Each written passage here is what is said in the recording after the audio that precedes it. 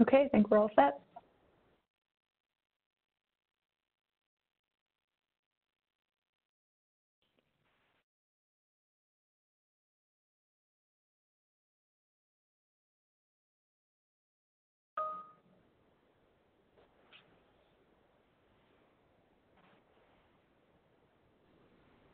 Cicely, are you on? I am. Thanks so much, Emily. Awesome. You're all good in recording? Ready for me to go?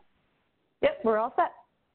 All right, great. Well, thank you, everybody. Welcome to our afternoon webinar on behalf of my colleagues that you'll be hearing from shortly from the VA. I'd like to give a warm SAMHSA welcome as well. This is Cicely Burroughs-McElwain, and you are now joining the Staying Safe Suicide Prevention Solutions for SMVF webinar. This is going to be an amazing session with some amazing speakers. So thank you for taking time out of your busy schedules to join us. Of course, our quick disclaimer that is not written here for you, but the views and content that you hear today is not necessarily representing those of SAMHSA and the VA, but is coming from some amazing speakers that you'll be honored to hear from. One thing that I wanted to share is that because of the fact that we have so many amazing people on the line today, your lines will be muted, but we're going to have an opportunity for folks to give questions and answers through chat submission throughout the day and have some interactive activities for us as well. One thing that we also wanted folks to be aware of is this session will be recorded. So please just be aware of that as we hope to be able to share this with your teams and folks that couldn't join us for today. We did have a number of folks that are on the line, and we wanted to just recognize your participation briefly. So if we could go to the next slide, Emily, and I want to just go over briefly some of the teams that are joining us today. We have folks from all over this great nation joining, and even some of our territories, as you can see there. We have a number of teams, so 44 different states represented, and the territory of Puerto Rico on the line today. That just demonstrates the importance of this topic and the material that you're going to be hearing about, and it really demonstrates the commitment of our states all across this nation and our communities in wanting to make sure that we can really support the prevention efforts and helping to keep our service members and veteran families safe. So as we go into this material, again, just thank you on behalf of all of our leadership here at SAMHSA. I could not be more honored to introduce to you one of our amazing colleagues at the VA, Dr. Matthew Miller, who will be kicking us off today. Quickly, you have already probably seen Dr. Miller's bio, but what's really important for you to know is that he has had a career committed to serving and supporting the mental health of our service members and veterans, both with his own enlistment and service within the U.S. Air Force, all the way through the amazing work that he's done at local medical centers, now to his national leadership role as the VA's Permanent Director of Suicide Prevention there at VA Central Office.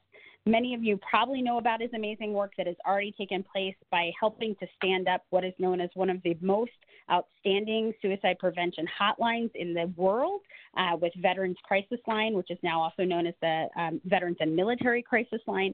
And we're so honored to have Dr. Miller today providing us this overview and introduction to this work that is really truly a testament to the amazing partnerships that VA has had over the last several years in connecting to community resources. And so on behalf of everyone here, thank you again to your leadership team there, Dr. Miller, and we'll hand it over to you to get us started. And you'll also be hearing from his amazing staff today, Amy Johnson, who will be moderating. So thanks again for this opportunity to bring this information to our audience, sir. Great, thanks, Cicely. Can you hear me? Yes, absolutely. Cicely,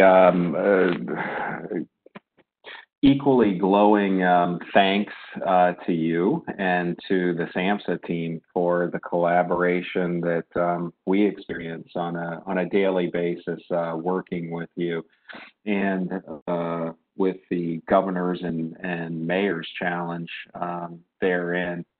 This is an initiative that we're excited about, and we value greatly our partnership with you, Cicely, and with SAMHSA, and with all of you here in attendance today, and those who can't be with us today as well.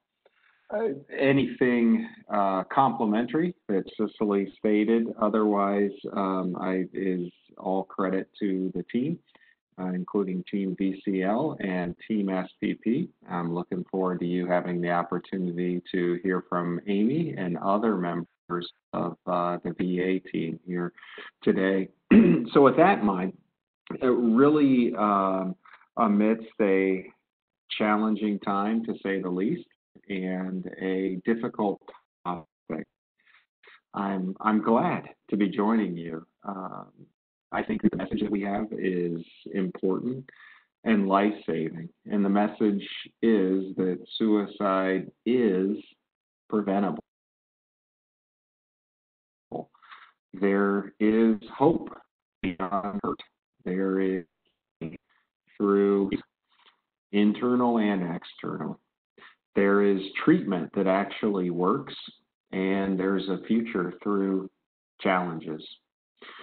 We're going to start today by talking about some daunting facts and numbers, but they're necessary to understand if we're going to fight suicide effectively together across the nation.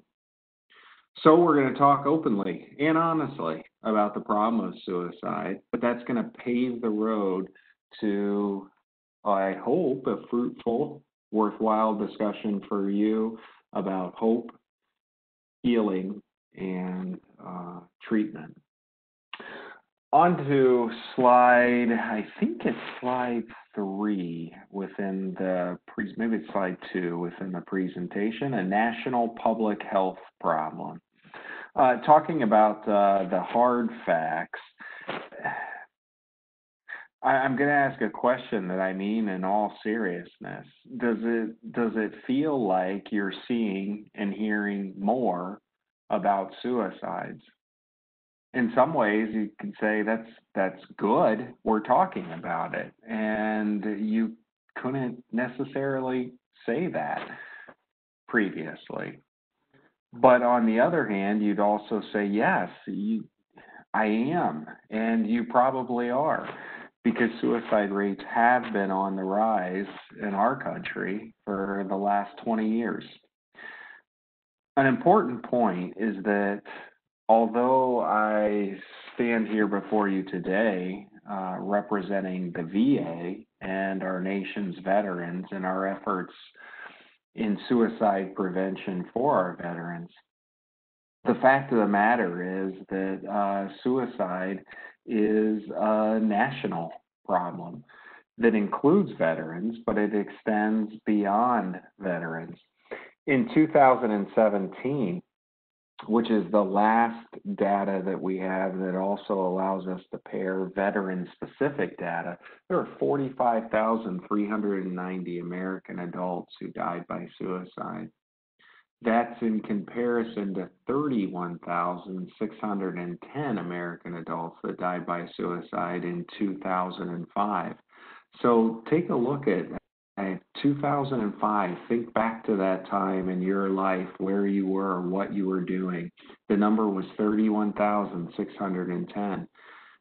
Speed forward to 2017, across that time, the number went to 45,390. Now, if you look at data for 2018 from the CDC, you see that the number has again gone up. It's 40,000, over 48,000.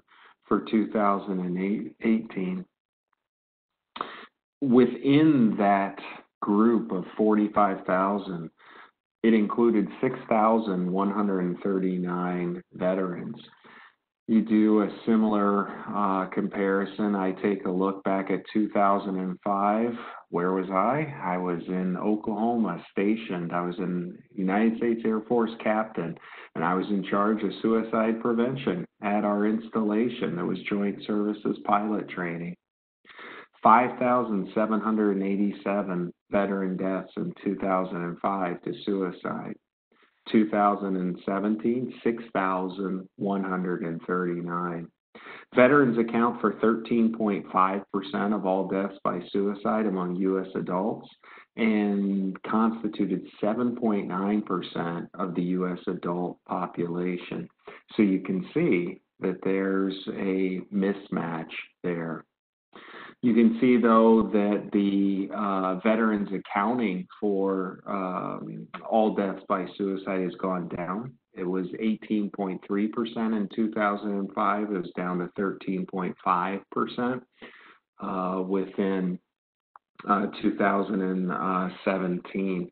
As the U.S. population has gone up, however, you've seen the veteran population go down in almost equal levels. U.S. population's gone up about 18% across 05 to 17. Veteran population's gone down about 17-18%. So even if you hold at the same general level of 6,000, and that's 6,000 too many, your rates are going to go up as your population continues to go down. Let's take a look at that in the next slide and check out some further data regarding how rates play into this a little bit. And there's something really important that's going to lead into today that I want you to be very aware of.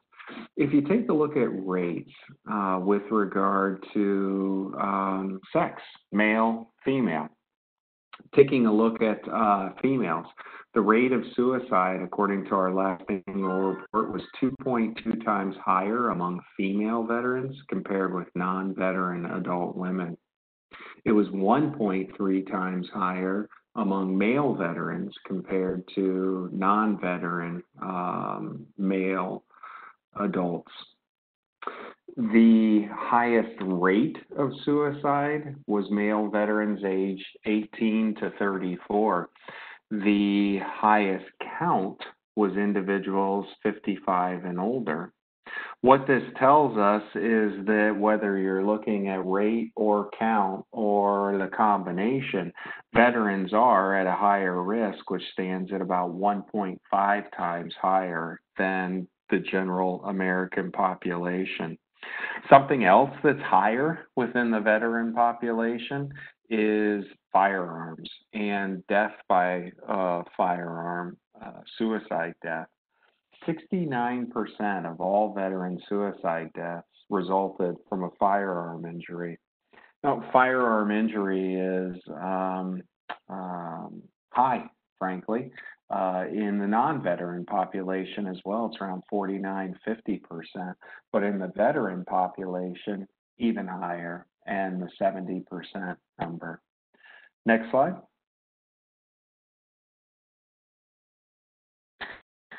We're often asked the question, one of the first questions I was asked when I was called into this mission, why? Why? Explain it, Matt. Many of you know my story. Many of you know I lost a very dear friend and a Marine to suicide when I was in charge of suicide prevention for the installation. I've spent a lot of time thinking about why, and I'm sure you have too, which is why you're probably here and motivated to serve. There's a lot we don't know. There's some that we do know. There's no single cause of suicide. There's no easy answer. It's often the result of a complicated mix of factors that can be considered risk factors and protective factors. Those factors occur at the individual level. They occur at the community level. They occur at societal levels. Risk factors are associated with an increased likelihood of suicide behaviors, and therefore they're important for us to know, but yet we also must be careful to say and think that, okay, this is a simple mathematical formula where if you add these risk factors up, assign them a number, we can predict what's going to happen here. It's more complex than that. There's protective factors involved as well, and those help to offset the risk factors in all of our lives. We all have risk factors. We all have protective factors. A safety plan can be one of the most important steps you can take within suicide intervention, and a safety plan, as one of its 6 components, consists of talking through and identifying risk factors and preventative factors, protective factors for each individual. So when we're at the Veterans Crisis Line and we're answering the call, 2,000 calls a day, and a call comes in to one responder in 1 hour, and that's the only call that matters to that responder at that hour and that time. That responder is sitting there and they're listening to the veteran and they're thinking through, how can we together maximize protective factors in this individual's life while working through and developing a plan for risk factors individually, like maybe mental health issues or medical issues, risk factors beyond individual in the community, such as access to care, risk factors beyond, such as nationwide, such as social unrest, and rightly so, for social injustices. Next slide.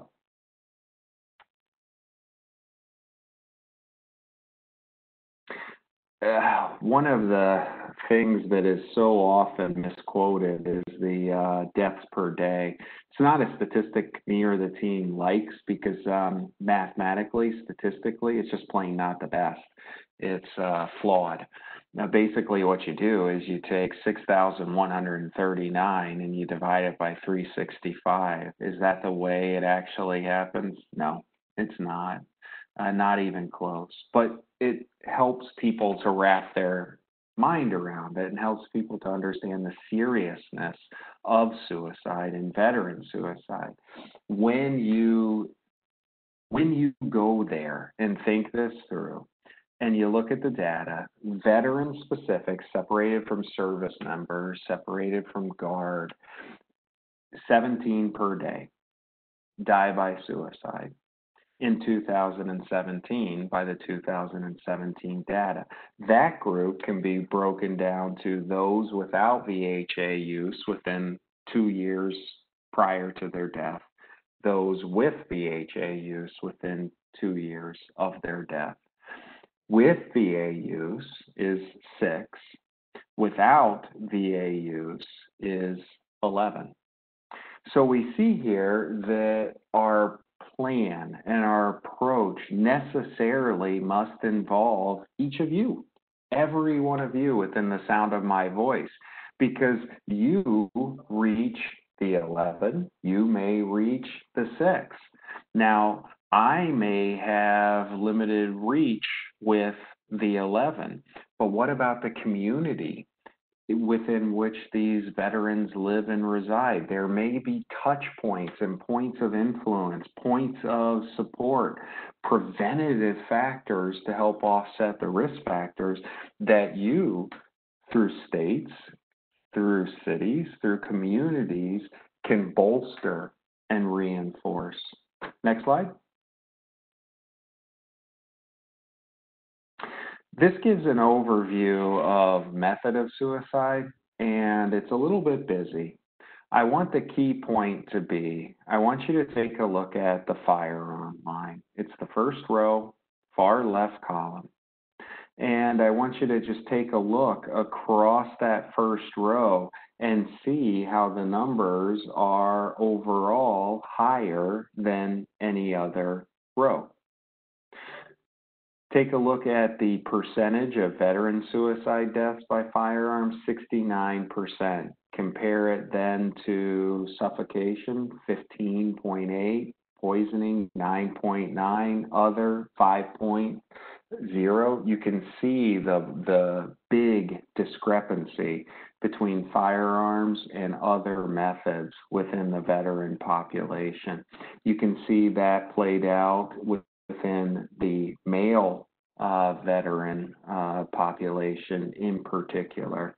That would be 2 columns over.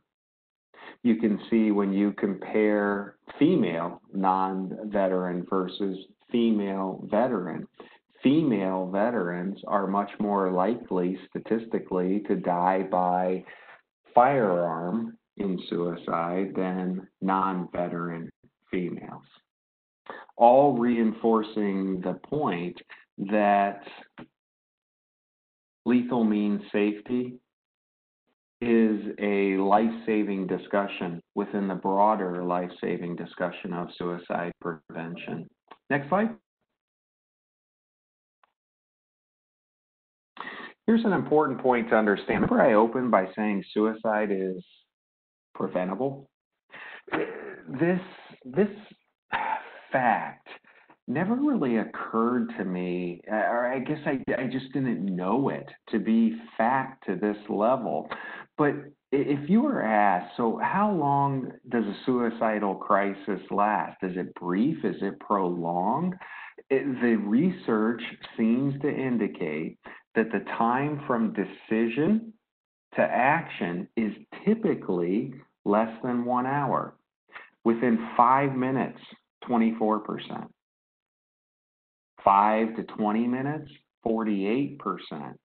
Within an hour, 71%. Now take that and look at this graph to the right that gives you the triangle in 3D. Look at firearm injury. Look at all other methods combined. Firearm is 85 to 90% fatal. All other methods combined, 5% fatal. Now go back to that time frame. Go back to the fact that we're talking about 5 to 60 minutes. And if in 5 to 60 minutes, someone is in that place and they have a firearm and they use a firearm, you see what happens to the fatality rate within an hour. Again, speaking to the importance and the value of thinking lethal means safety within our interventions and prevention efforts across the challenges that we're engaged in. Next slide.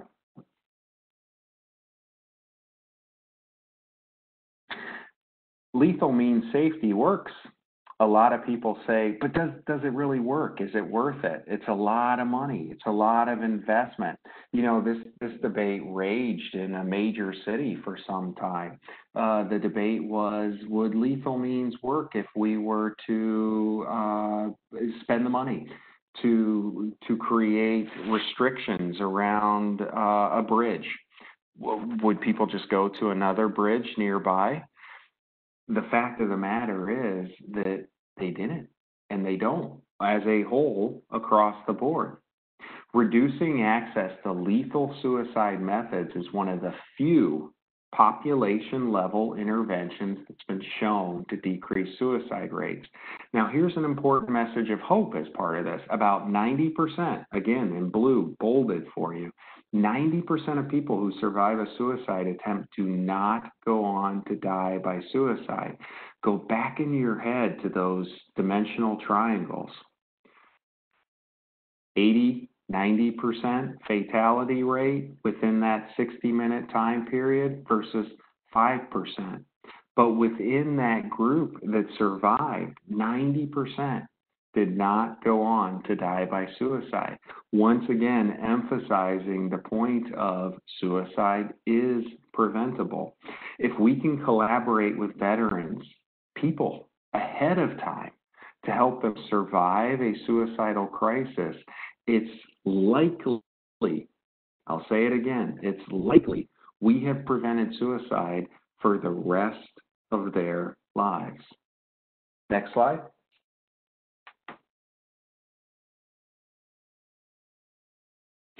How are we going to do this? This involves you. We're going to take a public health approach to this, but by a public health approach, we really mean two things. You need clinically based interventions, which would be your evidence-based treatments for depression, your evidence-based treatments for suicidal behaviors, your evidence-based treatment for substance use, your evidence-based treatment for serious mental illness. Yes, we absolutely need clinically based interventions, but we also know that not everyone who dies by suicide has a mental health diagnosis. So we need community-based interventions that address the issue beyond the 1-to-1 or 10-to-1 group setting that you'll see within a clinical setting. We need the interventions of a community coming together to talk about suicide, to talk about suicide prevention, to talk about lethal means safety, to talk about access to health care, to talk about the issues that serve as risk and protective factors in the community as whole, and what can be done to promote the protective factors and to mitigate or minimize the risk factors. Next slide.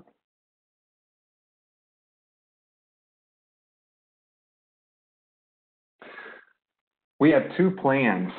We have a now plan, which is what we're doing now.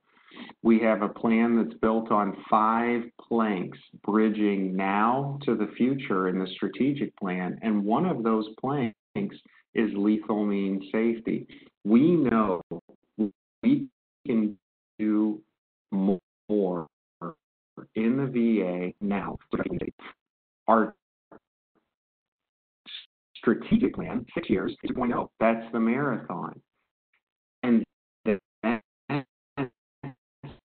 where you come in. Part of our strategic plan is partnering very closely with 50 out of 50 states and U.S. territories to build, reinforce, implement, and support the success of your localized suicide prevention plans. And that's where this entire forum and partnership fits into the picture. Now I was meeting with Nevada's team and Kim and group not too long ago, and we had a really good discussion in that group about lethal means safety. And I was so encouraged to sit in that group and to hear how they were incorporating lethal means safety considerations at the community level, through paid media, for example, through safe storage, giveaways, and information. And at the clinical level by saying, how can we train primary care providers in our community, non-VA, to talk more about lethal means safety? How can we do this more in our emergency rooms so that lethal means safety and safety planning is included more in the discharge plan? That's exactly the applied direction that we're going here and that we're talking about. Now, Amy, I think that was my last slide, and if it's not, my last slide should have been at least 2 slides ago. So I think I'm going to give it to you now, correct? And let you do your facilitating wonders and take it from here. That's great. Thanks, Dr. Miller. We appreciate your time and presentation today. Hi, everyone. I just want to make sure that you can hear me. Do you mind just letting me know?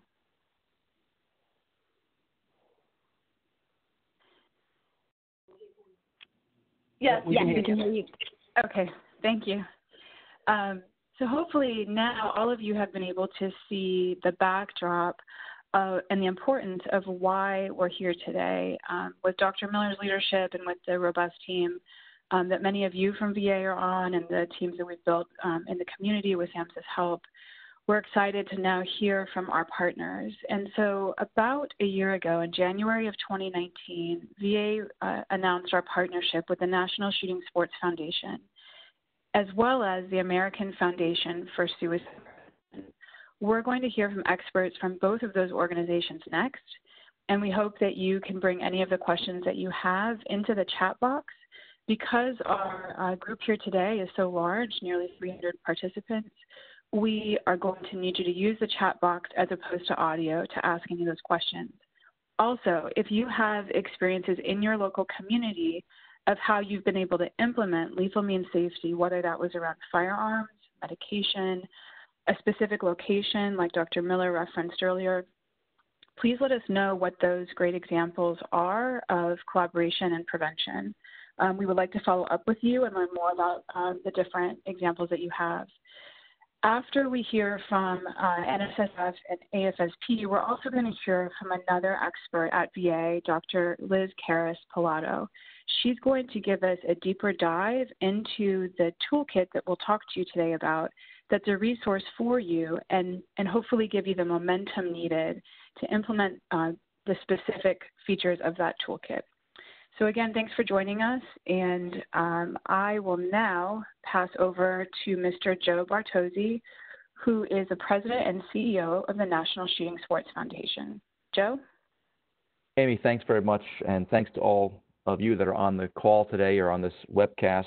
This is a very important topic and something that we've been very actively involved in the last few years, trying to bring what we can to the table.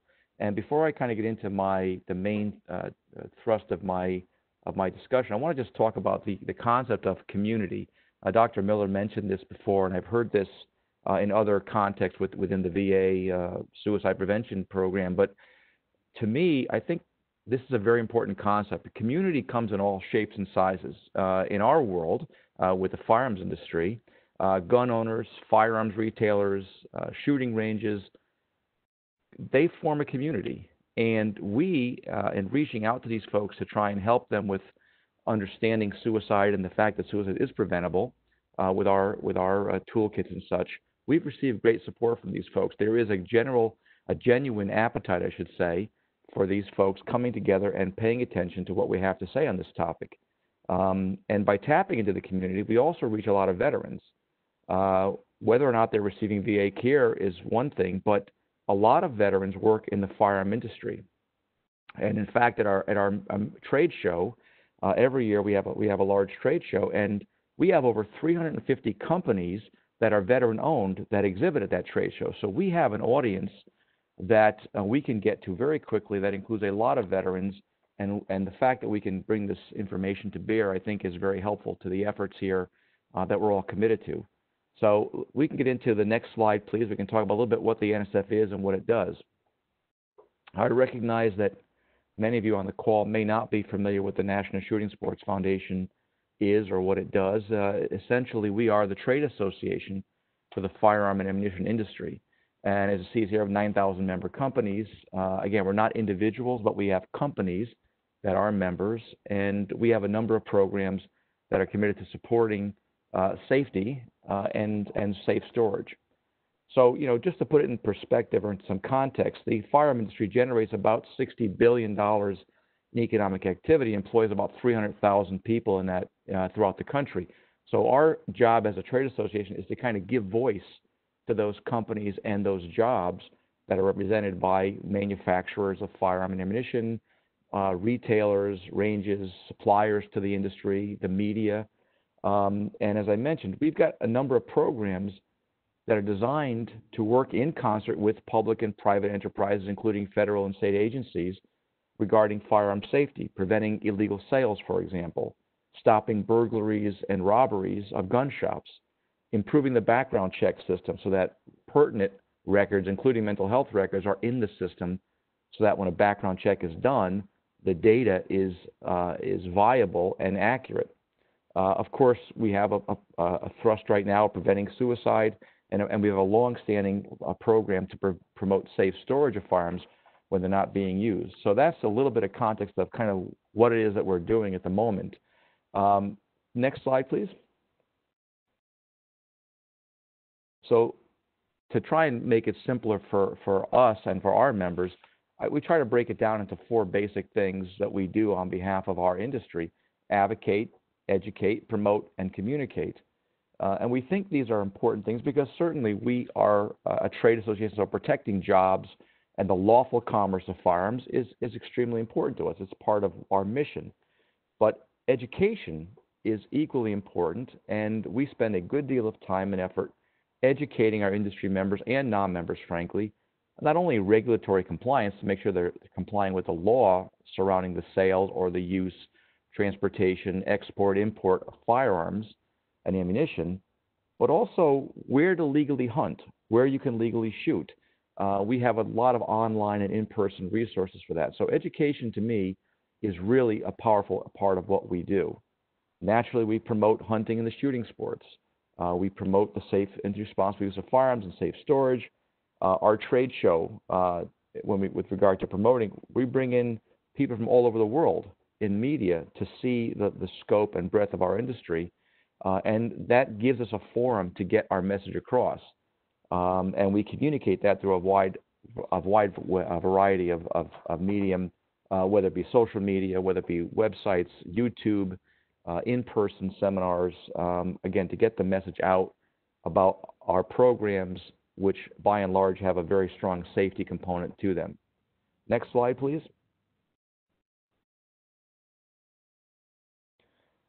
I put this slide in here because I think it's important to put some context into what's happening currently.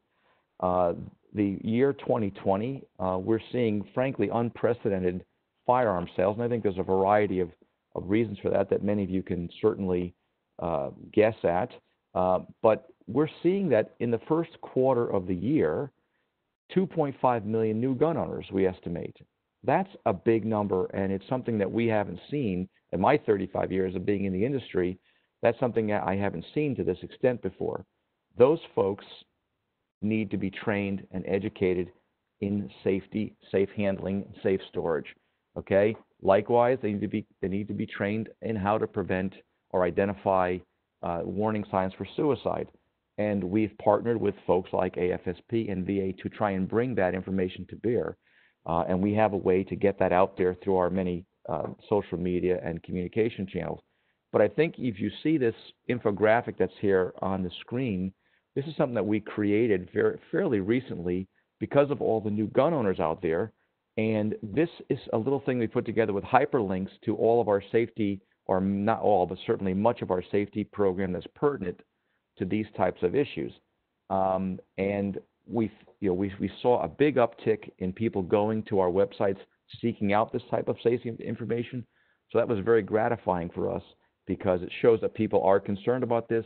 They recognize that perhaps now, because they can't get to a range because of social distancing, some ranges might be closed, some ranges are only open to certain members.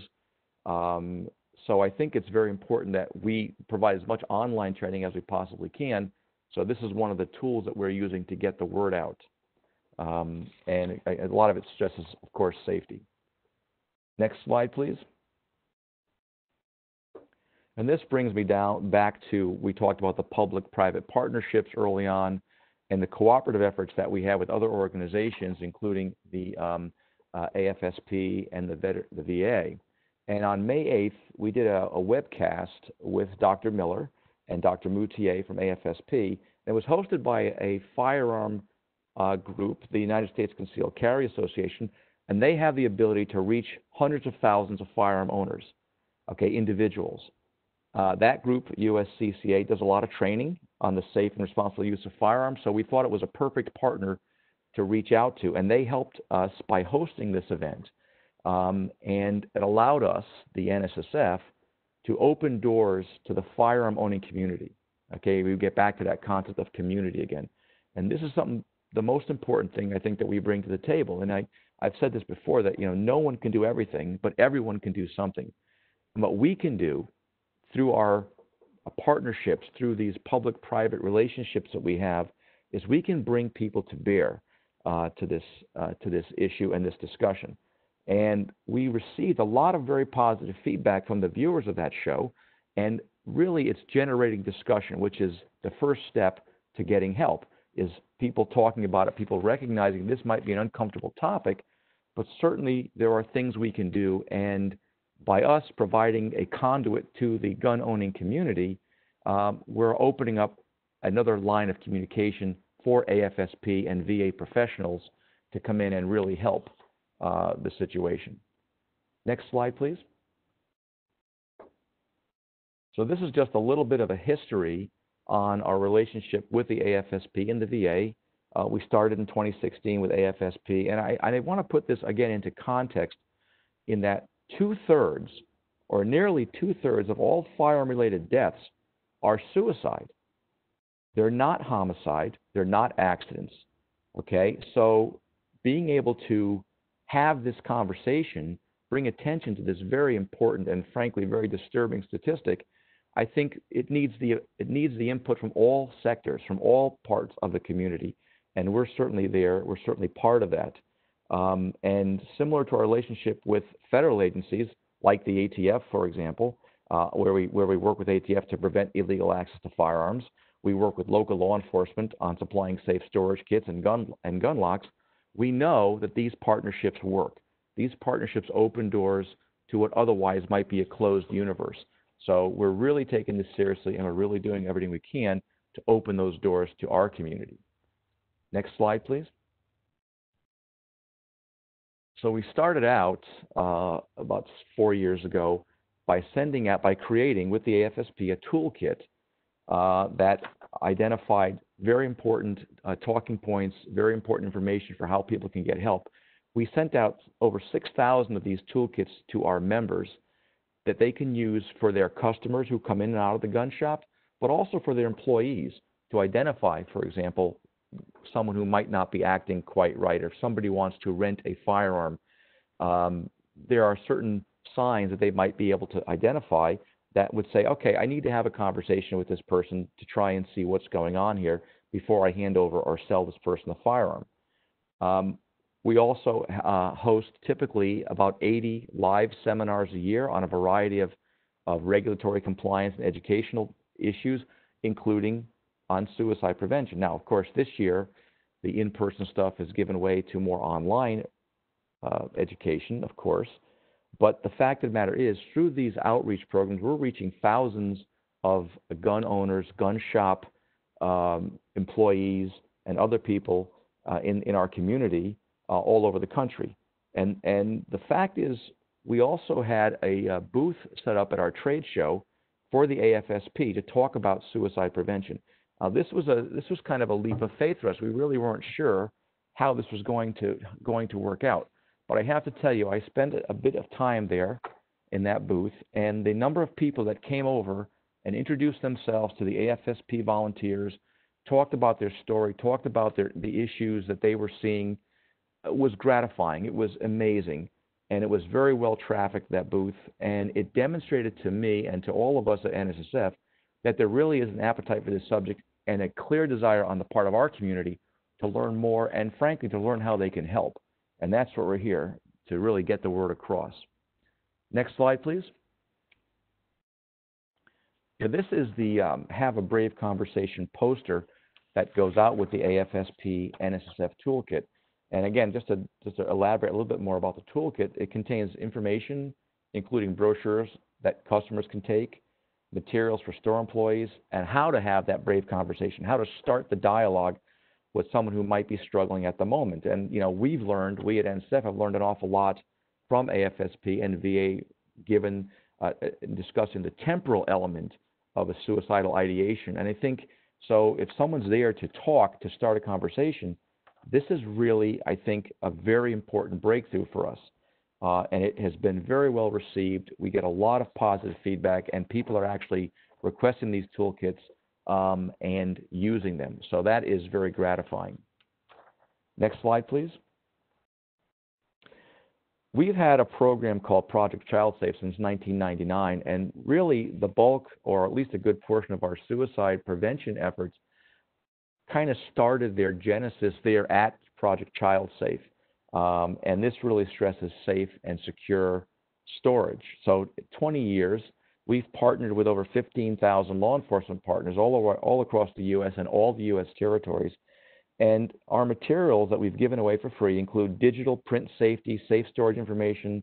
There's award-winning videos and free gun locks, which can be used right away to keep people safe. So this was Child Safe. And we know from statistics from the National Safety Council, right now in 2020, or let's say the latest data we have goes back to late 2018, I suppose. There's always a little bit of a lag there. But in the past 20 years, accidental deaths involving firearms have declined by 42%. So we know that part of the solution is getting this information out there for people to use, for people to see, kind of getting in their face about something that is personal and private and frankly uncomfortable, but we see that it's working. And our goal, of course, is to use this program as a springboard or the model to reduce suicide by firearm as well. So we have a 20-year track record of something that is working, and we're going to expand upon that, and we're going to continue to go forward to prevent suicide in our community with veterans and non-veterans alike. Next slide, please. Yeah, this is just a snapshot of part of the Project Child Safe Toolkit, but it also forms an important part of the VA toolkit in that it shows the range of options that people can use to securely store firearms when they're not in use. And these tactics and techniques and the things that we teach in our videos and our materials can be applied by family members of someone who might be experiencing a temporary crisis. So, you know, this may not be directed at perhaps the veteran directly or the person with a suicidal ideation, but it might be directed to his or her family who now can see there are options for securing firearms, that maybe they keep the keys or they keep the combination, even if it's temporary, to get through that rough patch. So we're providing education on the number of options that are available to prevent firearms from falling into the hands of someone who might want to do harm to themselves or others, frankly. Next slide, please. So this is the last slide, and if you look at that, there's a website there, and I believe this is going to be available after this webcast, so you folks can use this. But please do go on nsf.org/safety. There's a section on suicide prevention. There are a number of videos. There are materials there on this. And, you know, I want the people listening to this to know that the NSSF and the firearm industry is committed to this initiative. All right, we are absolutely confident that our community, you know, through our continued outreach and including our Gun Owners Care program, which is another way that we're getting the word out to consumers of firearms. All right, this is part of that Gun Owners Care initiative, is suicide prevention, safe storage, and so on. And we are getting the message out that suicide is preventable, and together we can and we will save lives. So it's something that we're very invested in. We're going to continue to be invested in. And I want to thank you again for your attention to this important topic. And Amy, thank you, and take over. Fantastic. Joe, that was incredibly helpful. And we have a number of questions that we'll get to after the next presenter, which is Dr. Megan McCarthy. Hopefully you can all appreciate what Joe shared and see the purpose and value in partnering with the National Shooting Sports Foundation. I'd now like to introduce Dr. Megan McCarthy, who is the Vice President for Project 2025 with the American Foundation for Suicide Prevention. She began that role a few months ago after leaving us at VA, so some of you may recognize her voice. Megan, can I turn it over to you? Sure. Thanks very much, Amy. Can everybody hear me okay? You sound great. Okay, awesome. Thank you. Well, I am also really glad and grateful to be here today with all of you, all 300 of you. So I want to say thanks to Cicely and, of course, to Dr. Miller and to Amy and to Joe. I really appreciated everybody's comments so far. Joe, especially your comments about community, because I think that's something that also really came through in Dr. Miller's presentation. It's so clear how much he cares about the community he serves, and you care about the community you serve. And as you said, Amy, the comments in the chat box have been great already. I think there's going to be some great discussion. So I'd like to just take a few minutes to talk about the American Foundation for Suicide Prevention, about Project 2025, and about AFSP's work with NSSF and with VA around preventing firearm suicide, which is a part of Project 2025. I thought it might make sense just to take a minute to introduce the American Foundation for Suicide Prevention.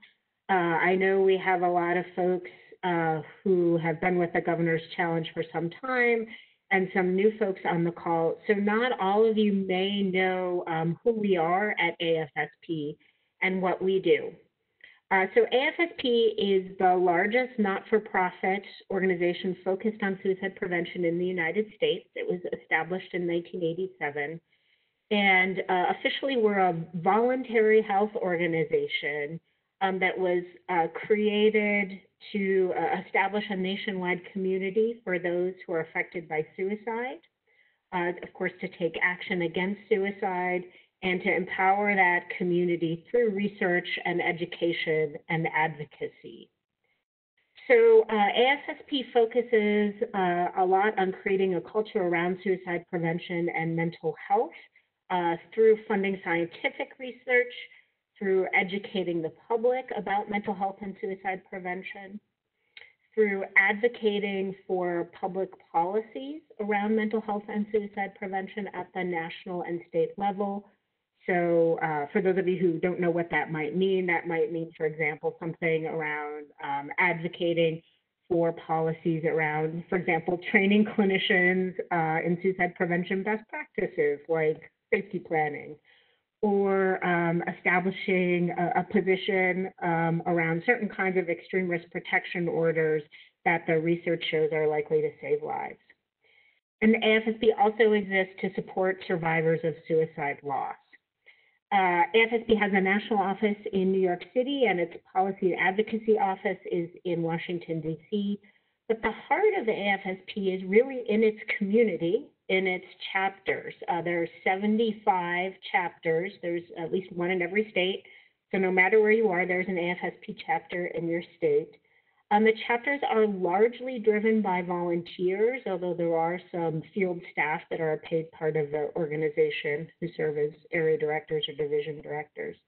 But those volunteers are the folks who work tirelessly every day to educate their communities about suicide prevention, that suicide is preventable, and other myths around suicide prevention, to organize the Out of the Darkness walk you've probably heard of. And they are really the folks who bring hope and save lives to those folks who are affected by suicide. And I'm hoping by the time, in a few minutes, I'm done talking, that you'll know more about how, if you haven't already, to get in touch with your chapter around preventing firearm suicide. So Project 2025 is a project at AFSP that was started several years ago in 2018. And it's a nationwide initiative to reduce the national suicide rate by 2025. Dr. Miller did a great job of summarizing the public health data that show the rate of suicide in our country has been increasing for the last 20 years. And unfortunately, so far at least, there aren't many signs that that increase is plateauing or decreasing. So despite all of the VA's national efforts, a lot of our national efforts from everyone on this call and a lot of other organizations, all of the public health education we've been doing, suicide rates are still increasing. And it's a really perplexing problem for all of us in this field about why. And so AFSP established Project 2025 to really take a careful look at what we knew about suicide in our country and about suicide prevention efforts and interventions, to try to figure out from the perspective of research, what are the targeted programs or interventions we can scale on a national level that we can model and anticipate will reduce suicides across the nation. So really an effort to show reach across the country and impact. So how do we reach lots of people with these suicide prevention interventions, and how do we know which interventions will work? And when they established Project 2025, I think they faced a huge question. This, of course, predated my time at AFSP. But they faced a huge question about where to start, right? And I think you all on your Governor's Challenge teams have faced this, right? So you want to prevent suicide in the nation or in your community. Where do you start? There's this sort of dizzying array of, it's a complex problem. There's a lot of different possible programs and interventions. For all of you who've reviewed this research literature, you think, should I start with specific populations or age groups? And certainly, as Dr. Miller said, veterans and service members are at elevated risk for suicide compared to civilians.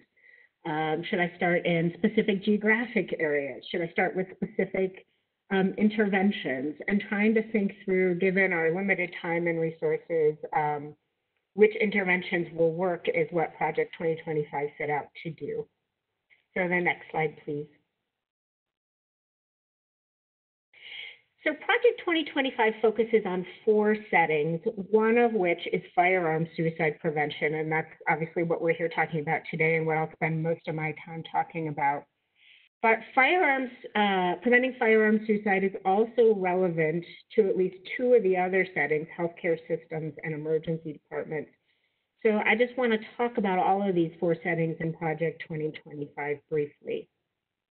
So essentially, based on the research that I was talking about, the review of the research literature just a moment ago, our researchers and our panel of experts at AFSP decided to focus on implementing suicide best practices across settings. So spaces that people, largely people who are at risk, move through where there are often missed opportunities to intervene and prevent suicide. And those 4 settings are here on this slide. So 2 of the settings I'll talk about together because they're similar, healthcare systems and emergency departments. We know that many people who go on to die by suicide, so many folks who are at risk for suicide, move through primary care, mental health, and emergency department settings. Some of you are probably familiar with some of these data that say, for example, in the months leading up to a suicide death, a substantial minority of people, it's something like 40 or 45% of people have a primary care appointment in the month before their suicide death. Similarly, with emergency departments, it's also a substantial minority. Something like 40% of people who die by suicide have been to an emergency department in the year leading up to their death. And we know that primary care providers, emergency department providers, and even a lot of mental health providers are not well trained in these suicide prevention best practices.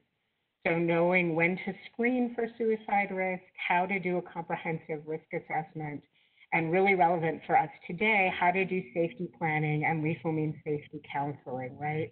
So how do you, in a productive, effective way, in a way that respects someone's lifestyle and their values and the way that they want to live their life, how do you have a conversation with them about whether they have access to lethal suicide methods like firearms, but certainly not limited to them, and work with them and their families to help promote secure storage. In the correction system, we know that the leading cause of death is suicide. That's certainly also a topic that's been on people's minds recently about how mental health, minority mental health in particular, intersects with interactions with the legal system and the correction system. And so we're working to implement suicide best practices in the correction system as well. And finally, we get to firearms. I don't think I need to say much about the research basis for this. I think all of you are familiar with it, and Dr. Miller went over it. We know that folks who are struggling and have access to a highly lethal suicide method are at higher risk for suicide. And so Project 2025 is really committed to educating, of course, healthcare providers, but also the general fire-owning public and retailers and range owners about how to recognize signs of suicide risk and then how to respond. And as Joe talked about, some of the materials for how to have a conversation with someone who you're concerned about maybe how to store their firearm more securely. And next slide. Thanks. So you can see Joe and I like the same materials that have been jointly produced by AFSP and NSSF. These are all materials that are part of that toolkit that Joe mentioned, the Have a Brave Conversation materials. There's also this postvention material, as we call it, after a suicide. So it's for firearms retailers and range owners who may have experienced a suicide at the range or among the folks who come to their range, to help them know how to talk about this and how to ultimately prevent future suicide. Next slide. We also have other materials as part of the toolkit about how to have a brave conversation. So again, this is really talking about not just that preventing firearm suicide is important and educating people about that information, but about how to have that conversation. And AFSP and NSSF are working together to build some new materials around this. So to have some really specific how-tos and dialogue and examples for different folks and how they might initiate and have that conversation for retailers and range owners, and also for members of the general public. I think, as Joe alluded to, sometimes these conversations start with the firearms owners themselves, and sometimes these conversations are initiated by family members. And so we also really want to make sure that family members, folks who live in the home with a firearm, know how to have these kinds of brave conversations if they want to or need to. Next slide, please. Great. So I wanted to talk, because I know this is really what you all are here for in a lot of ways, to talk about what AFSP resources exist to prevent firearm suicide in your community. Kind of the bottom line up front is that you'll want to, if you want to learn more about any of these or just hear more about what AFSP is about, to contact your local chapter. And in a couple of slides, I have the website for where to do that. Contact your local AFSP chapter, and you'll want to ask to either talk to that Project 2025 champion. Many, but not all AFSP chapters have a Project 2025 champion. So you could ask to talk to the Project 2025 champion, or failing that, ask to talk to someone in the chapter who's been involved in AFSP's firearm suicide prevention efforts. So, you can absorb these details or not, but if you want to do more and incorporate AFSP into the work that your Governor's Challenge team is doing, or learn more about how the AFSP can support your team's suicide prevention efforts, you'll want to go to that person. So as I mentioned, AFSP has community-based chapters in all 50 states. As you know from this webinar, those chapters partner with VA and with NSSF.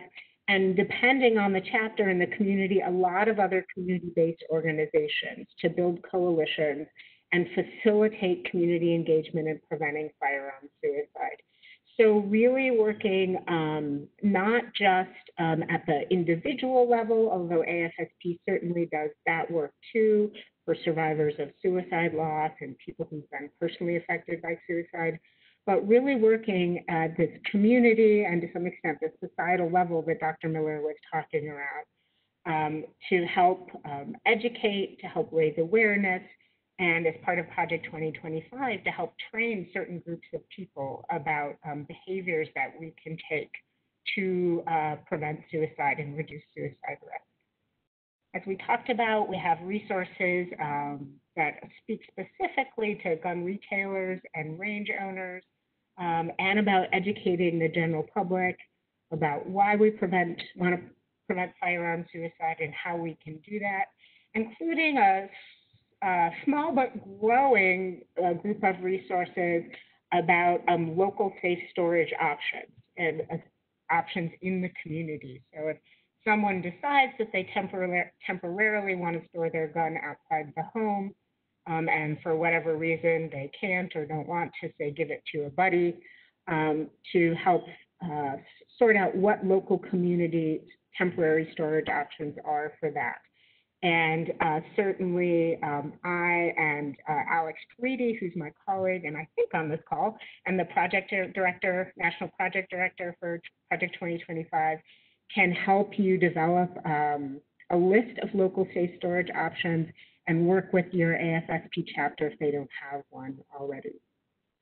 AFSP also does a basic educational presentation called Talk Save Lives Firearms. It's really for community organizations that are kind of at the beginning of learning about what suicide prevention is and what suicide prevention in relation to firearm suicide prevention is. That presentation is given nationally by almost every chapter in the country. And so if you, as part of your Governor's Challenge work, had some organizations that were interested in learning more about that, please, again, contact your AFSP chapter about that. And finally, the latest resource I wanted to mention, and I know that I think it was in Joe's slides too, is this great video. I know Joe talked about it, that Joe, Christine Moutier is part of AFSP, and Matt Miller did, just talking about protecting your mental health and preventing suicide, and specifically firearm suicide during COVID-19. So there's a link there. Joe, I don't know if NSSF has a specific link separate to that one, and I know that AFSP has plans to put it on its website in the coming weeks or months too. Next slide, please. Great. So just want to give you a little preview of what Alex Caridi and I are working on to develop some new resources as part of Project 2025. In alignment with the strategy that Dr. Miller talked about that VA is doing, we're working on developing a comprehensive firearm suicide prevention strategy targeted to states where there is a lot of firearm suicide. So certainly working on education and training, also thinking about how we can encourage at a policy level healthcare providers to be more aware of this issue. Also thinking about how through social media and other kinds of media campaigns, we can make sure that folks in the state are aware of how firearm suicide prevention works. I mentioned we're developing this more in-depth guide for range owners and retailers and the general public about how to have these kinds of real conversations for folks who may be at risk. And working also on a presentation to go along with that real combo guide. Next slide. So this is how, if you want access to any of the resources I just talked about or just want more information about what's going on in your community, in your AFSP chapter, or just want more information about Project 2025, you'd find that information. This is a picture of what the website looks like. Just go to that page, type in your zip code, and your local chapter and chapter point of contact will come up. Next slide, please. And of course, if you have questions, you're always welcome to talk to me. I always love to hear from people about the work that they're doing. So please contact me anytime. My email address there. And that's it. Thank you very much. Fantastic. Thanks so much, Dr. McCarthy. It looks like now we have a number of questions in the box, in the chat box. So what we'll do now is we'll ask some of the experts some of your questions, and then we'll move into a deeper dive into what we're hoping your communities can take action on once we leave today's call, in addition to some of the other great suggestions that you've heard so far, with Dr. Karis Pilato in just a few minutes following the first round of answering your questions. So as a reminder for everyone, this is an audio recorded session, and the recording as well as slides, is my understanding, will be sent out. I think a few folks had that question. There is a question from Michael, and I'm not exactly sure if it's one question or two. I just need to know your email address, Mr. FOCKE, I don't know if you pronounce your last name, Folk. If you could give us your email address, we're happy to take back the question. I think you had a question about firearms, suicide deaths versus homicide. And if you could put your email address there, we can follow up with you. So I think the first couple questions I will throw your direction, Joe, if that's okay with you. One of the questions was asking about the sheet that you showed, Joe, in your presentation about buying your first gun. And it was looks like a one-pager. And there was a question about why that doesn't have anything about suicide risk on it. However, later in your presentation, you showed us the great documents that NSSF and AFSP have together. Could you just speak to what resources on the NSSF website talk about suicide prevention in addition to the toolkit link that you gave us, or just a reminder of where people can find that information, where there's a specific language coming from NSSF about suicide prevention?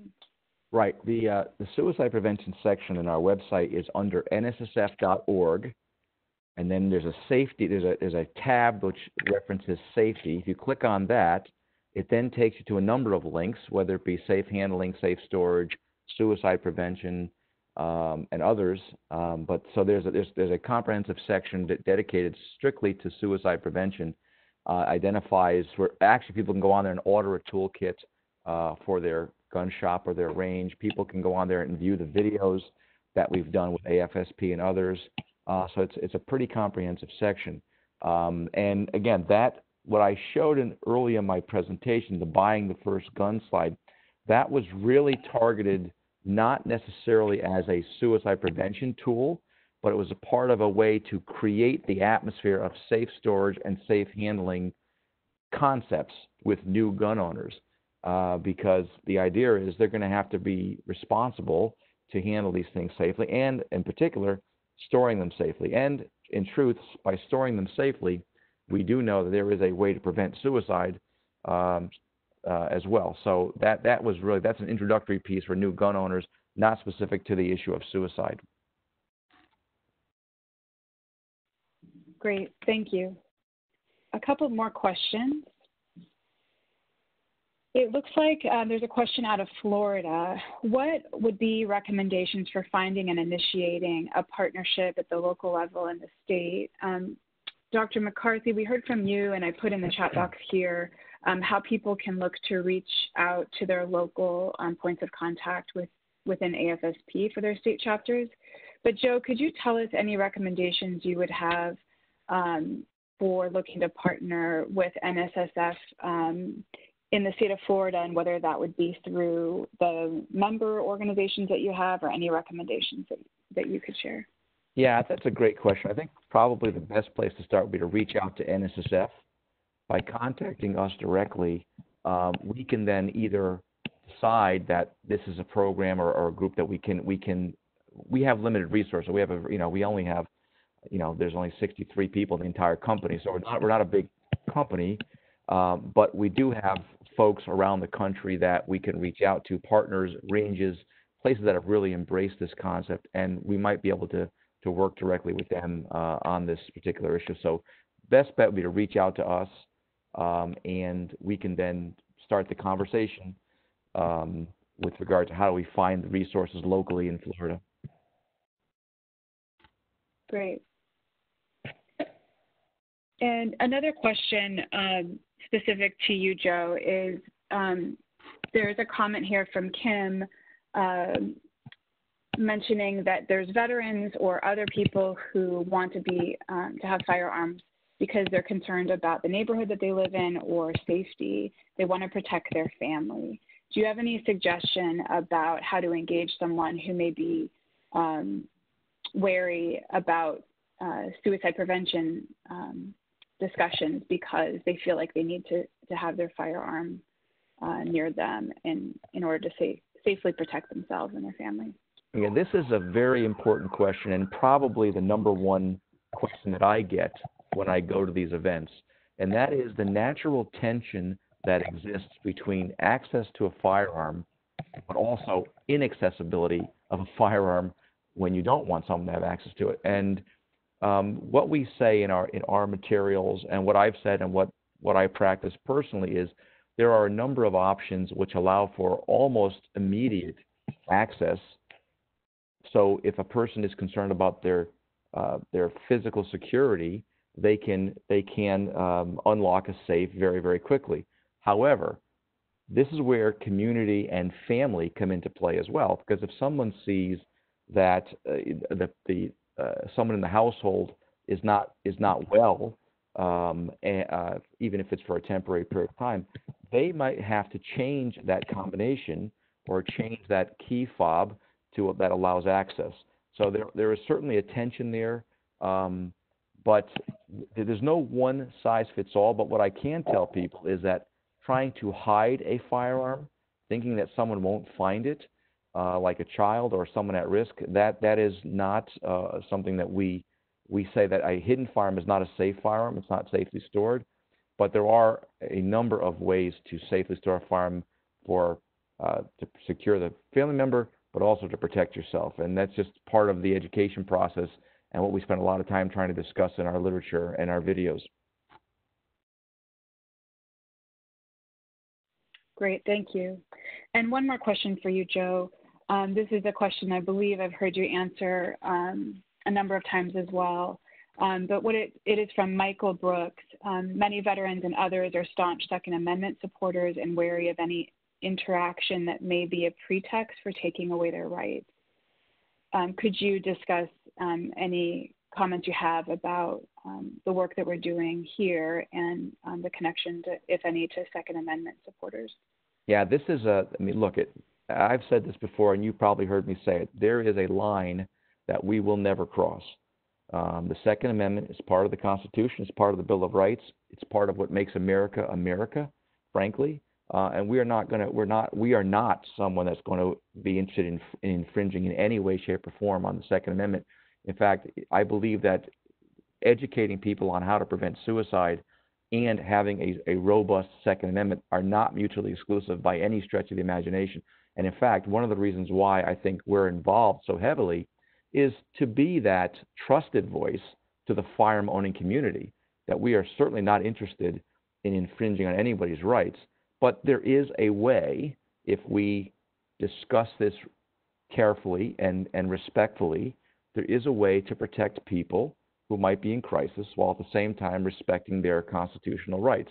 And I think and I hope that people trust when I tell them that I am here as a gun owner, as someone who has veterans in their family, as someone who has experienced suicide in their family, that this is something that is, all these things come into play when I make decisions on what programs we're going to support and fund and what things I'm going to speak on.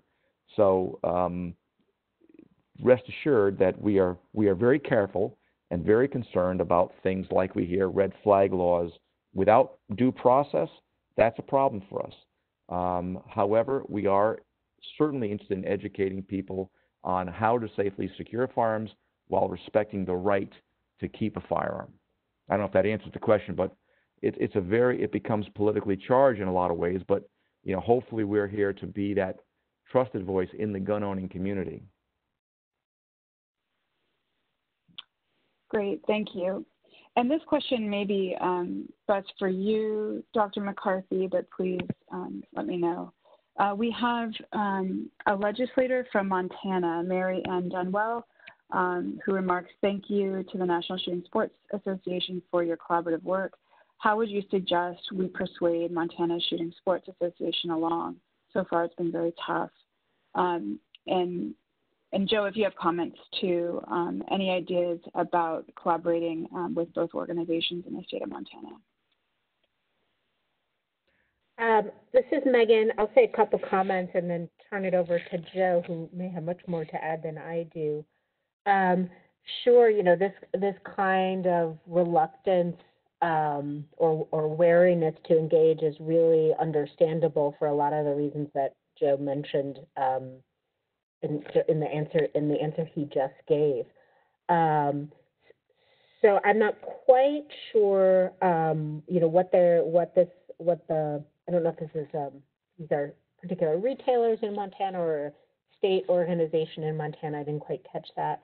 But if, and I'm not quite sure what they're reluctant to engage in, maybe it's just even a general conversation. If you haven't already, I might suggest contacting your AFSP chapter to see if they've done any community work around firearm suicide prevention with retailers or ranges or the any gun owners or associations in their community. If they have, that might be a place to start. And otherwise, I'll turn it over to Joe to see what other thoughts he has.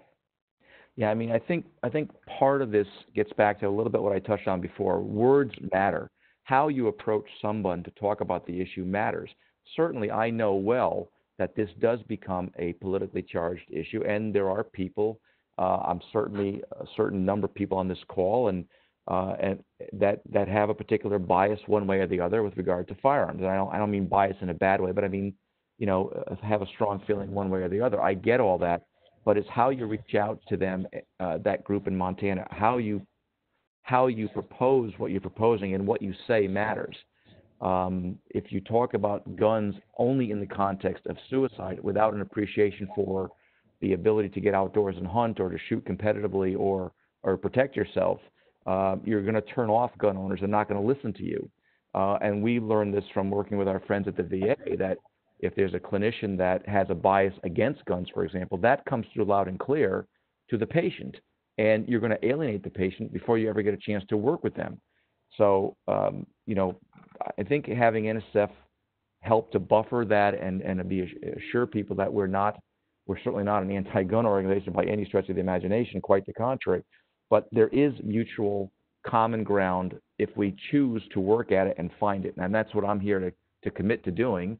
And I hope others will feel the same. Great, thank you. There were a few more questions.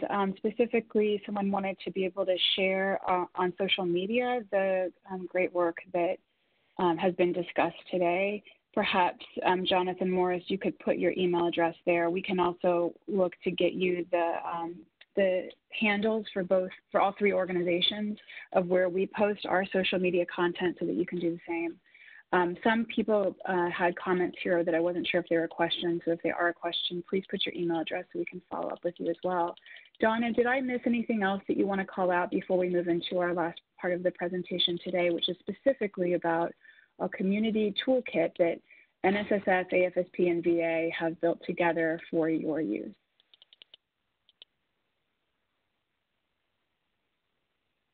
Picking some of the main questions, there are some that are actually absorbed in this next presentation and kind of tie in with the messaging and tips about what to say, so it's great.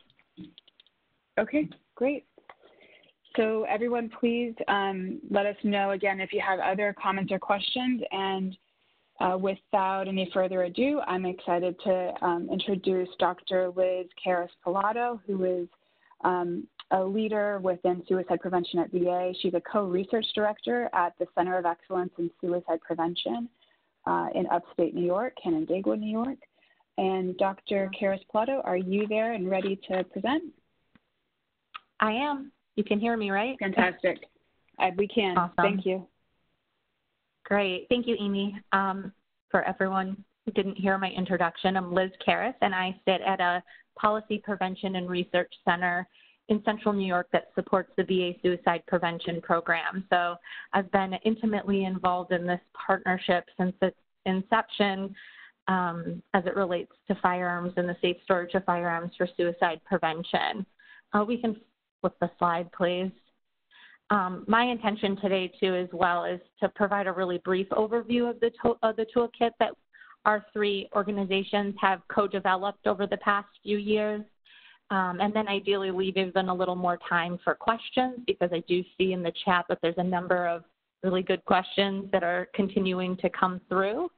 But my hope is, since I'm the sweeper of this presentation, that collectively myself and my co-presenters have been able or will be able to encourage you all to consider the use of this toolkit that I'll discuss today briefly and other material mentioned by AFSP and NSSF in your own, local or regional suicide prevention strategies, and in particular, kind of pointing to those involved in the Mayor and Governor's Challenge.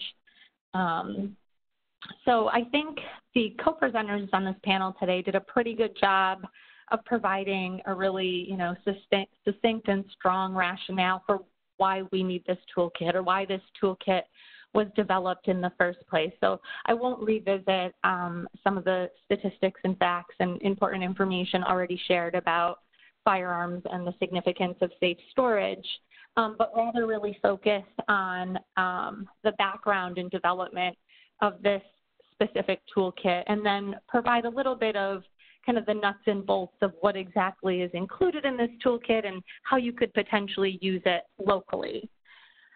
So just as some historical knowledge or background, this as part of a larger collaboration between the three organizations, this toolkit kind of came out of a number of discussions related to overlapping interests and missions in our different agencies, certainly surrounding suicide prevention, firearms, and military and veteran populations.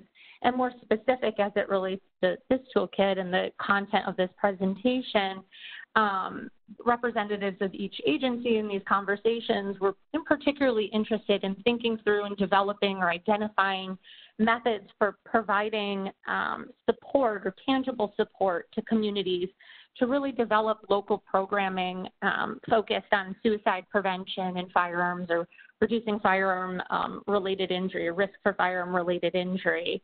And from these conversations, basically this toolkit was developed. And again, as Amy mentioned, this was a joint effort. So VA, NSSF, and AFSP co-developed this toolkit focused on promoting safe firearm storage in local communities.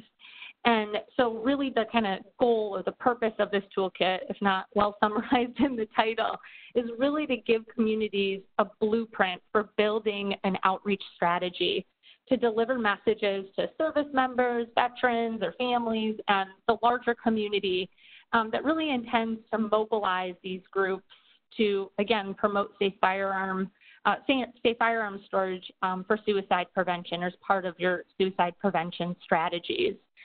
And so we actually, as part of this initial work, developed or identified three primary goals that I'll share with you today just because it gives you a little more in-depth understanding of where we were coming from with this toolkit.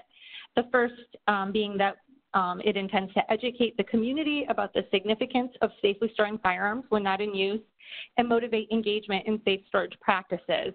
So we're really emphasizing the promotion of safe storage as kind of a normative community-wide value that will ideally motivate and support individual behavior change in the home. Second, we seek to increase awareness that suicide is preventable and kind of reinforce the role of safe storage to reduce firearm injury.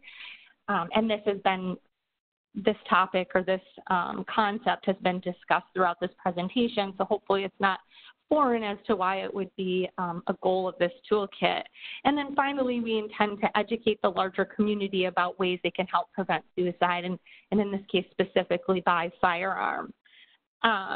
So as part of this toolkit development, we actually piloted it for a period of time last year. So between February and about September 2019, we completed the toolkit and provided it to kind of a series of, we have them listed here on the slide, a handful, I would say, of pilot sites to test the toolkit, tell us how it worked, if it worked, what didn't work, what was great. And so how we did that was obviously identifying partners in these regions, handing them the toolkit, and then giving them kind of freedom to run with however they chose to implement the toolkit in their own region. Certainly what might work in Washington, D.C. might look different in Texas, which might be distinct from Utah. So we tried to give these teams or these existing groups enough freedom or latitude to use the toolkit in ways that were really sensitive to their own communities and needs and preferences, which is exactly how we want this toolkit to work.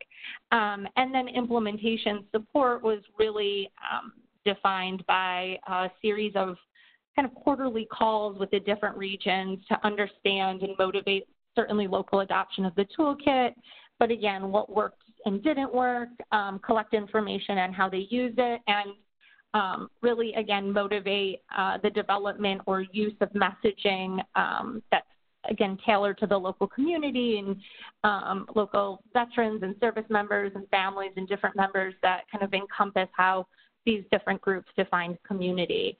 And I think it's worth saying that Amy Johnson, who's on this call, did a lot of this work and deserves recognition, certainly in terms of implementing and helping to follow and track this pilot program. We can flip the slide, please. So I just wanted to show you a quick example of some of the messaging that was developed out of phase one. Some of it might look familiar, of course, from what Joe at NSSF had presented. Certainly our logos are there, and some of the language and imagery was borrowed from NSSF, of course, with their permission. Fortunately, in our pilot phase, the VA was able to leverage an existing kind of non-monetary partnership with a company referred to as PSA. Their little logos in the left-hand corner there. And they helped to kind of take these messages that were developed as part of this pilot and really amplify them and implement them in ways that would really reach across a city or a population or a community. And if you flip to the next slide, please, you'll see examples of how these were displayed. So this is a picture of one of our billboards. There were 6 billboard locations. This was the example in Austin and Houston, Texas. So just one example of the ways people took our toolkit, developed messages, and implemented them, certainly during this pilot phase with the help of, certain community partners. We can flip to the next slide, too. Thank you. So following the kind of pilot phase or implementation of this toolkit, kind of took back and incorporated all the feedback that we received, again, as to what worked and what didn't work, certainly innovative ways of implementing the toolkit. And one of the things before I actually move on to some of the nitty-gritty of the toolkit, but also in providing examples that we heard from different groups, is just what exactly is this toolkit and what is it? What's in it. So it's certainly considered an upstream or conceptualized as a preventative suicide prevention effort. As you flip through it, which for the record, it is available on the VA website and NSSF's website. And I believe, Amy, at the end of this PowerPoint, there's a bunch of links to be able to access it. You're free to use it in any way. There's no cost associated with it, and we encourage you to. The content is developed or tailored uniquely to service members, veterans, and their families, so military and veteran populations. And it really includes a step-by-step guide or instruction for developing community outreach and programming to promote, again, the safe storage of firearms for suicide prevention. So there's instruction for, you can kind of see the steps right here actually, but there's instruction for community coalition development, so really pulling the right people together to implement a strategy or to design and implement a strategy to eventually spread the word, so community programming or messaging. And we provide considerable information about safe firearm storage options and program dissemination and evaluation methods within this toolkit as well. So again, it's a step-by-step guide that helps you to develop, implement, and evaluate a community outreach program or programming that involves, again, of course, targeted messaging to different community groups to educate and inform and improve safe firearm storage behaviors within your community. And some of the ways I just wanted to share kind of more anecdotes of what I saw during our pilot phase, and I'm sure Amy and others could chime in if they were participated or are familiar with any that I may have missed, but we certainly had groups that focused on things like those billboards, some more traditional routes of dissemination and message development. But we also had, programming and messaging that was certainly implemented on a smaller scale. So we had individuals that decided to use the toolkit to really implement PR efforts and target different media outlets to get their message across. So that I thought was an innovative and different way of using the toolkit. Others, I think this was the Washington, D.C. group actually that we piloted in, partnered with online agencies or online platforms to disseminate messages. So they conceptualized, I know there was a lot of conversation about how you define community, but how that group in particularly conceptualized community was online. So they worked with groups like Rally Point, which is an online social media type platform that consists of veteran and service members to implement different types of messaging. So certainly you can see a broad scale of, a broad series of types of dissemination messages messages that were disseminated into different communities. So as part of phase 2, which we're slowly shifting into and are here today to talk more about, what we're looking to do is certainly more broadly disseminate and promote the use of this toolkit, and certainly continue to learn from people's experiences so that we can continue to improve this tool for others to be able to use more efficiently and effectively. There's just some examples here. I know messaging has been turned inwards, so individuals or different groups are talking about piloting different types of storage type messaging in clinical care settings. So again, all about how you want to define the community you want to target. And certainly other VHA locations, including like vet centers, which sit within our community versus within the VA medical center walls. I can't flip this. Can you please change the slide? Sorry, I just forgot I can't do that myself. So I'm just going to quickly breeze through these slides and not spend too much time on these, just to give you kind of a taste of what you'll find in this document. The toolkit, again, is intended to provide you a blueprint with steps and direction as to how to create these types of initiatives and community programming. And the first of which is really pulling together the right people. There's a number of people, I believe, on this call that already somewhat belong to community coalitions if you're participating in the mayor and governor's challenges across different states and regions. So in some sense, you've already kind of hit the ground running when it comes to this specific toolkit. But as you go through, you'll see that it really reinforces finding the right individuals to get it, I suppose, bring around the table is a better term, right? Really making sure there's a diverse range of perspectives, and that certainly target audiences like veterans and service members themselves and gun owners, of course, importantly, are involved in sitting at the table in these initial conversations as you're developing your plan and your coalition. We can flip the slide, please. Again, just a few more tips for developing a community coalition. These are much more robustly discussed in the toolkit. We can go on to the next slide. And so once you have the right group together, the next step is really starting to think through what your action plan would be, which is essentially your outreach or communication strategy.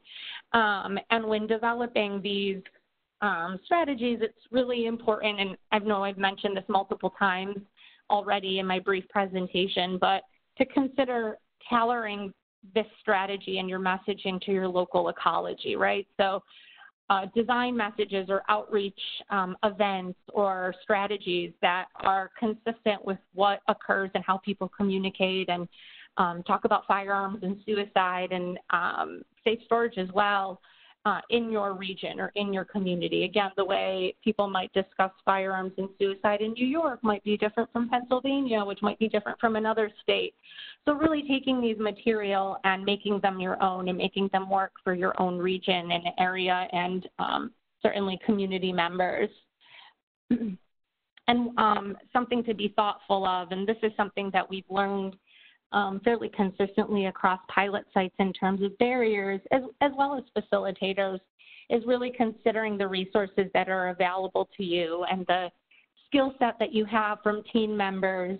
Those are going to be critical, particularly when, designing feasible strategies or designing messaging that can be feasibly implemented. So I know I showed an example of a billboard, but certainly that's not always feasible. And just really thinking through what is. Like I said, some other groups turn to online kind of venues for dissemination and communication, while others turn to their local media. Whatever might work well or best for you. I saw in some of the chat that people talked about really leveraging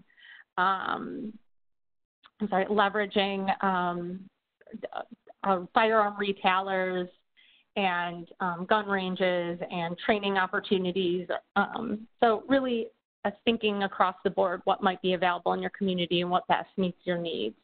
So you can skip to the next slide, please.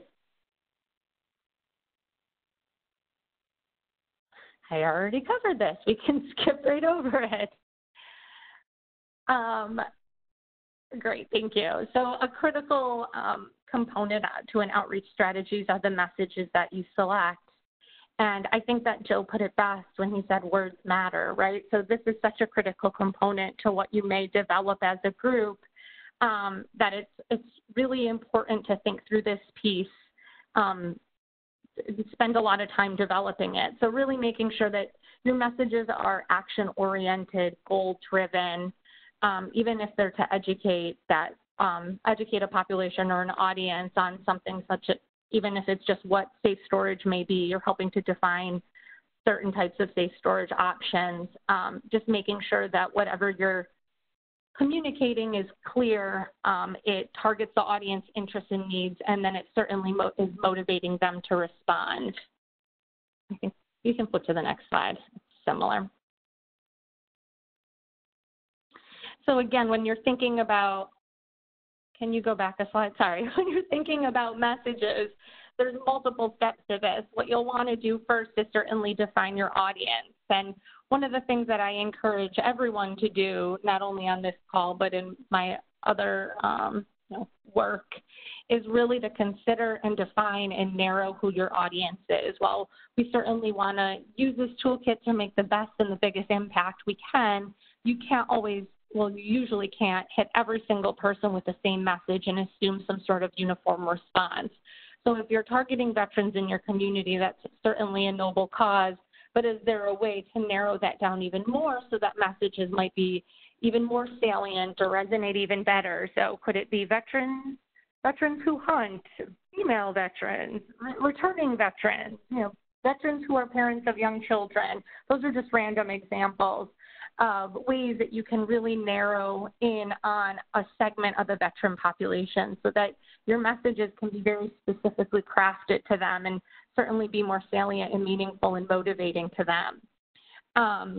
What your messages should or could say, in part, is certainly up to you. It depends what your goals are, what your objectives are, and who you're targeting. The way you might communicate to a female veteran might be completely different from an older male veteran. Just something to think about that, again, while veterans are a large population, an identifiable one, they certainly have segments with different communication needs and preferences. So we generally promote messages encouraging certainly safe firearm storage behaviors, suicide prevention, making sure, again, like I said, messages are tailored to each audience. We have, as you go through this toolkit, what you'll learn is that we have a lot of questions and prompts to help you think through what the best message would be for your audience or your audience segment, versus just direction as to this message works for this person versus this message works for this other person. Again, really intended to encourage you to consider ways to make different outreach and messaging strategies work for who's in your own community.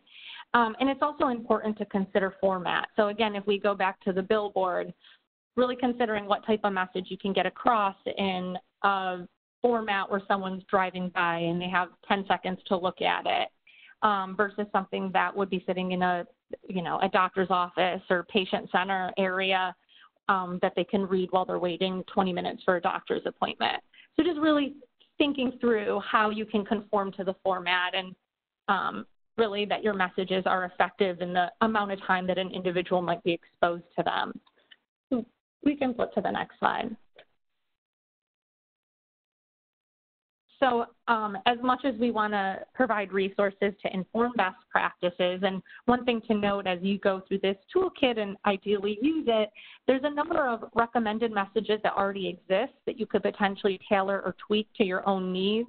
So we have messages from VA, NSSF, DOD, I believe, has also messages included, have provided messages to include in the toolkit, as well as AFSP that you can certainly use in your own strategies. But we also talk about and provide guidance about things to avoid or language to avoid just to enhance the likelihood for safe and effective messaging. So there's some examples on these slides that you'll find kind of across the board as it relates to suicide prevention.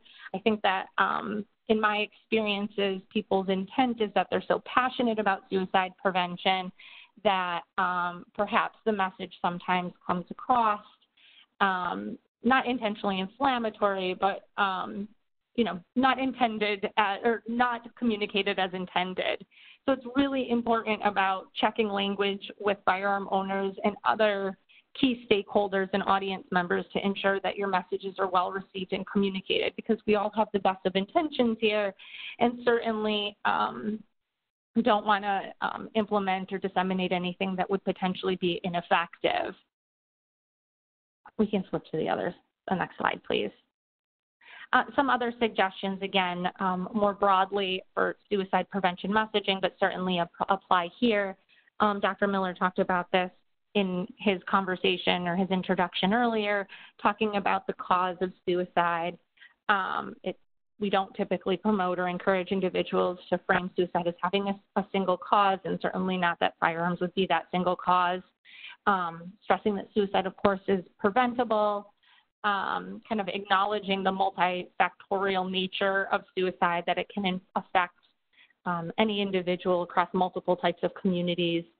And again, really using messages to reinforce safe storage as feasible and an important responsibility.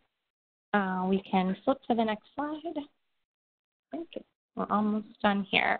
I think there's only one or two steps left, and I will complete them very quickly. We talked a little bit about message development, what you could include, what you shouldn't potentially include.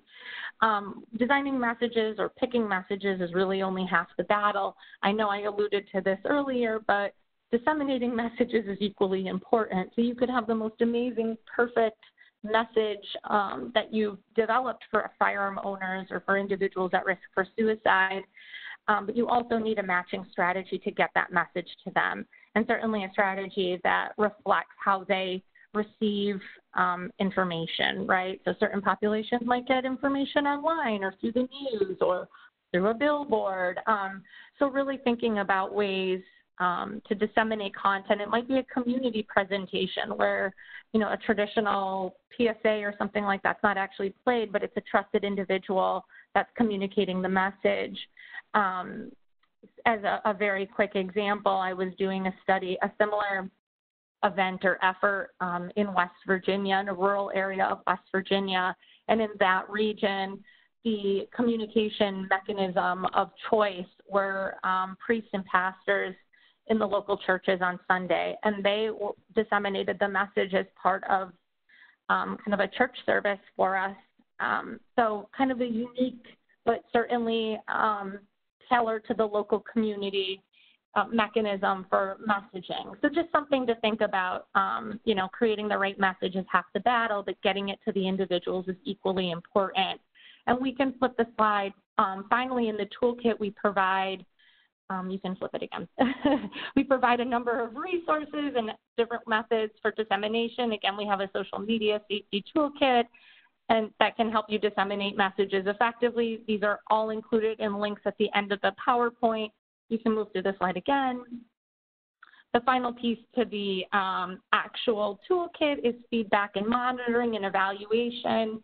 Certainly we want to know, like I've said throughout the presentation, if something's working or if it's not. And so we've provided as appendices in the toolkit a series of essentially tools for you or for your group to be able to monitor implementation. So what's working, what's not, what lessons have we learned, what would we do again, what would we never do again, and just kind of the significance of remaining in touch and documenting, how the community coalition works together, who they're leveraging, who partners are in the community, and all those types of good things. And from a VA perspective, we always love to hear feedback again so that we can further improve the material that we have that's outward facing and certainly intended to impact veteran suicide in the community. So I'll wrap it up there so people have a few minutes to ask questions to the group. I apologize if I went longer than promised. And we're certainly, oh, sorry, Amy, I was just going to say, you're certainly welcome to contact VA, and I'm sure the other agencies or organizations that presented today for additional information and help. That's what you had on the last slide there.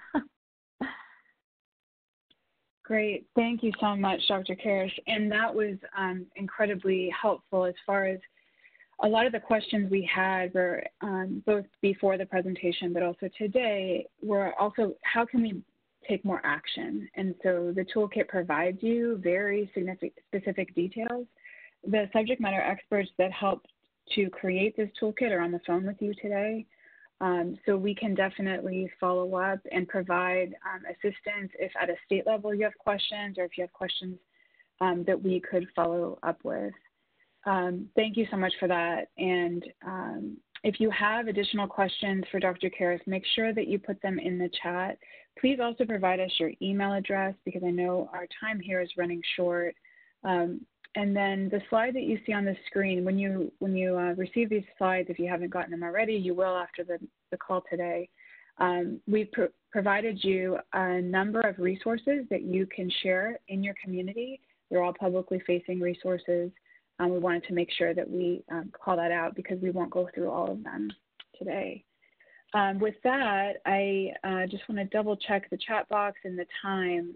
Donna, I know that you had some comments to close with, and I wanted to ask more questions to our experts, but I'm not sure that we have time for that today.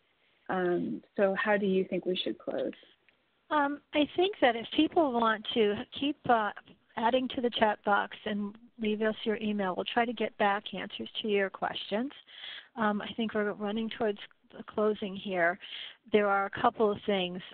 You're going to be getting a number of flyers, everyone that was on the list for these, around some upcoming events. One, July 9th from 1 to 3 p.m. Eastern Time is going to be featuring Dr. Nate Mohet, who is really going to be talking a lot about, on a community basis, there are a lot of social and multicultural features that we have to consider when we're trying to leverage social networks and really be successful at suicide prevention for SMVF. So Together with Veterans is a community-based effort and does a lot with rural veterans, but in particular how those concepts can be adapted by all of us in our action planning. And the action planning piece is very, very important. It came up in this session, and we know that you're all working on these strategies. In the spirit of that, on July 13th from 2 to 4 Eastern Time, there's going to be a first presentation that is also really helping everyone to get connected with some of the wonderful tools that the VA's got available now. There's a new safety planning mobile app, and there's ways that can be tied into implementing best practices and best policies. And so some of these resources are going to be featured. So Dr. Pearl McGee-Vincent will be at the first webinar on that. And following that up, there'll be a second webinar that is actually going to be by Lily Mells.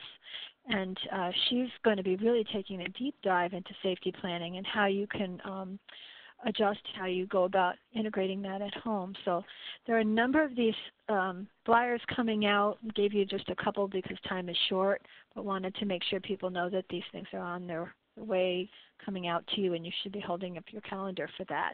There'll be some more on assessment and screening, so people really understand all the best practices and what the differences are there. The Veterans Crisis Line's being featured, the vet centers are being featured, and those are just all going to come rolling out through July. So we'll try to, make sure you all receive those, everyone that's on this list. And I think that's about it for coming attractions.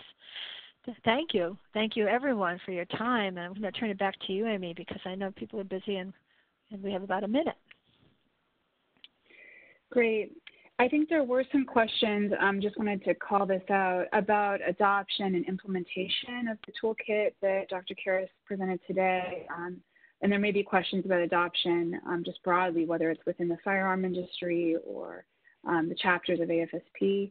It would be really helpful if your state teams would let us know if you have adopted part of the toolkit and implemented specific portions of the toolkit, and any data that you've gathered at a local level. We're really at the mercy of receiving this information from points of contact just by asking. And there was also a question about financial backing for this type of work and whether or not, I think the question may be along the lines of, do we have any funding to offer you?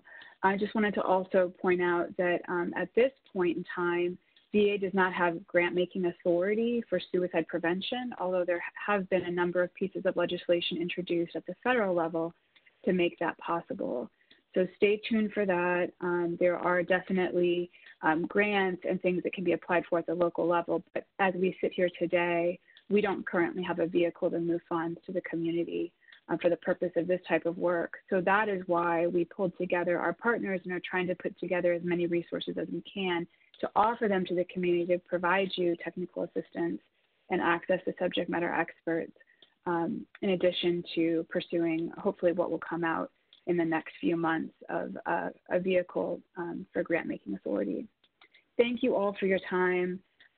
Joe, Dr. McCarthy, Dr. Karras-Pilato, and Dr. Miller, thank you for your presentations.